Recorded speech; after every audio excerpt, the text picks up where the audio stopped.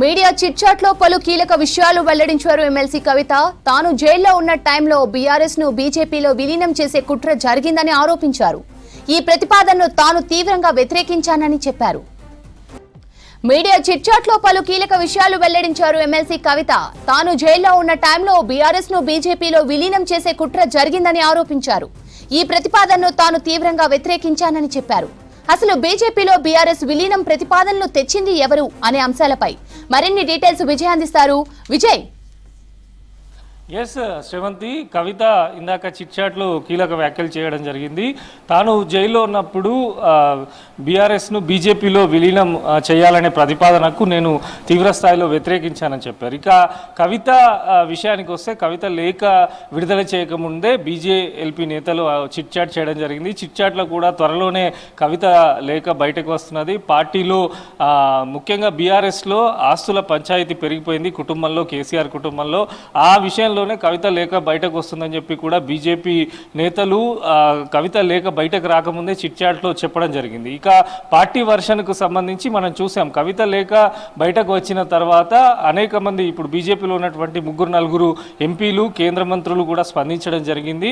అయితే ముందుగా కవిత విషయానికి వస్తే, కవిత విషయంలో పార్టీ లైన్ దాటి కొందరు ఎంపీలు మాట్లాడుతున్నారు అని చెప్పి కూడా అధిష్టానము సీరియస్ అయినటువంటి విషయము నిన్న మనం చూసాం. ముఖ్యంగా కవిత విషయంలో వారికి సంబంధించి ఇప్పటికే లిక్కర్ స్కామ్లు ఉన్నారు, కాళేశ్వరానికి సంబంధించినటువంటి అవినీతిలో కేసీఆర్ కుటుంబం ఉంది అని చెప్పి పదే పదే బీజేపీ నేతలు ఆరోపిస్తున్నటువంటి సిచ్యువేషన్ మనకు కనిపిస్తున్నది. అయితే బీజేపీకి సంబంధించి పార్టీ అధిష్టానం కానీ బీజేపీ ముఖ్య నేతలు మాటలు చూస్తే, గతంలో జరిగినటువంటి పార్లమెంటు ఎన్నికల్లో బీఆర్ఎస్ ఒక్క ఎంపీ స్థానాన్ని కూడా కైవసం చేసుకోలేదు.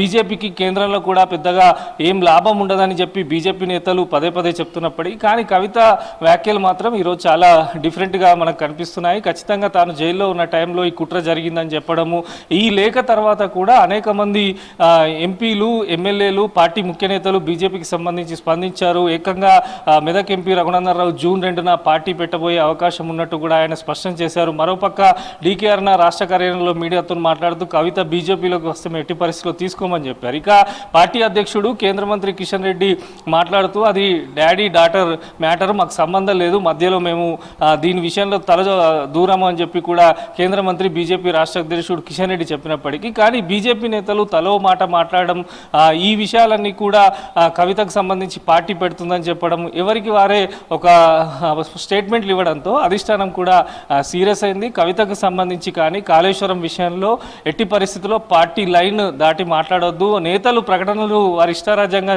చేసినప్పటికీ అది పార్టీ చేస్తున్నట్టుగానే ప్రజల్లోకి వెళ్తుందనే భావనను కూడా ఇటు కేంద్ర పార్టీ కానీ వీరు మాట్లాడడం జరిగింది.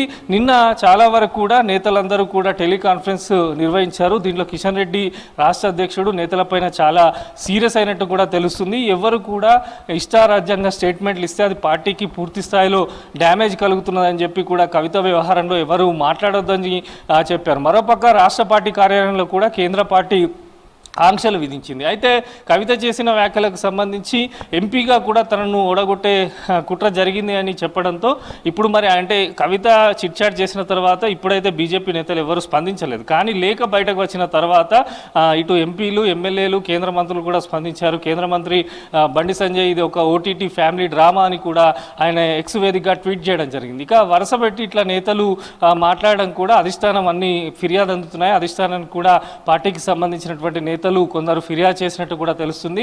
ఈ ఎపిసోడ్కు సంబంధించి ఎవరు కూడా లైన్ దాటి మాట్లాడొద్దనేది ప్రధానంగా బీజేపీ చెప్తున్నది. ఇక బీజేపీ వర్షన్కు సంబంధించి ఇప్పటికే బీఆర్ఎస్ అవినీతిలో కూరుకుపోయింది, అనేక కేసులు వారిపైన ఉన్నాయి. ఇప్పుడు కాళేశ్వరం విచారణ జరుగుతున్నది. మరోపక్క లిక్కర్ కేసులో కవిత జైలుకు వెళ్ళి వచ్చారు. ఇలాంటి తరుణంలో పార్టీ విలీనానికి సంబంధించి బీజేపీకి అయితే అవకాశం లేదు, బీజేపీ కూడా ఎప్పుడు ప్రస్తావన చేయలేదని నేతలు చెప్తున్నప్పటికీ కానీ కవిత వ్యాఖ్యలు మాత్రం ఈరోజు చాలా సంచలనంగా మారాయి. మరి చూడాలి బీజేపీకి సంబంధించినటువంటి ముఖ్య నేతలు ఏమన్నా స్పందిస్తారా లేకపోతే మాట్లాడారా? ఇప్పటికే పార్టీకి సంబంధించినటువంటి లైన్ దాటొద్దని చెప్పి కేంద్ర పార్టీ కూడా హెచ్చరికలు జారీ చేసింది. ఎప్పటికప్పుడు కూడా, ఎందుకంటే మాజీ ఎమ్మెల్యేలు కానీ ఎంపీలు కానీ ఎవరిష్టం వచ్చినట్టు వారు ప్రకటనలు చేయడం అది పార్టీకి పూర్తి స్థాయిలో డ్యామేజ్ జరుగుతుందని చెప్పి కూడా అధిష్టానం కేంద్ర పార్టీకి సంబంధించినటువంటి పెద్దలు క్లాస్ తీసుకున్నట్టు తెలుస్తుంది. మొత్తంగా కూడా ఈరోజు కవిత చేసిన వ్యాఖ్యలపైన మరి బీఆర్ఎస్ రాష్ట్ర నాయకత్వం ఏ రకంగా రియాక్ట్ అవుతుంది, నిజంగానే విలీనానికి విలీనానికి సంబంధించినటువంటి ప్రతిపాదన జరిగిందా,